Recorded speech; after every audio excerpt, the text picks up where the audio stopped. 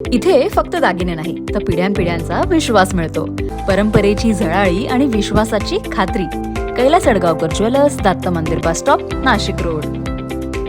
महापालिकेच्या सिडको विभागीय कार्यालयातील घरपट्टी विभागात कार्यरत सहाय्यक अधीक्षक संशयित मारुती भीमाजी डोंगरे वय वर्ष 56 यांना घरपट्टी आकारणी आणि अनधिकृत गाळ्यांचे नियमित गाळेभाडे करून देण्याच्या मोबदल्यात 60,000 रुपयांची लाच घेतली असता लाचलुचपत प्रतिबंधक विभागाच्या पथकाने त्यांना गुरुवारी दिनांक 6 रोजी रंगेहात जाळ्यात घेतले.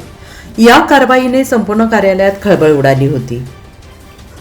जुने सिडको परिसरातील शांतीनगर येथील निवासी आणि व्यावसायिक वापराच्या इमारतीसाठी घरपट्टी आकारणी करण्यासाठी तक्रारदाराने सुमारे 2 महिन्यांपूर्वी अर्ज केला होता.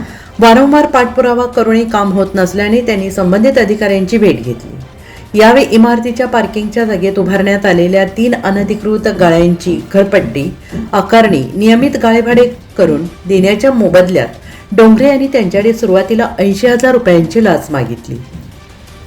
तक्रारदाराने लाचलुचपत प्रतिबंधक विभागाकडे मंगळवारी दिनांक 4 रोजी तक्रार दिली होती. तक्रारीची पडताळणी केली असता त्यांनी तडजोडी अंती 60,000 रुपयांची लाच घेण्याचे पंचांसमक्ष मान्य केले.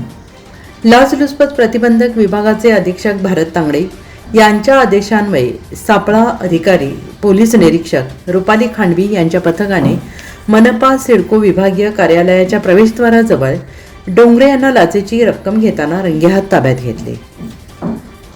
त्यांच्या विरोधात रात्री उशिरापर्यंत अंबड पोलीस ठाण्यात भ्रष्टाचार प्रतिबंधक कायद्याअंतर्गत गुन्हा दाखल करण्याचे काम सुरू आहे.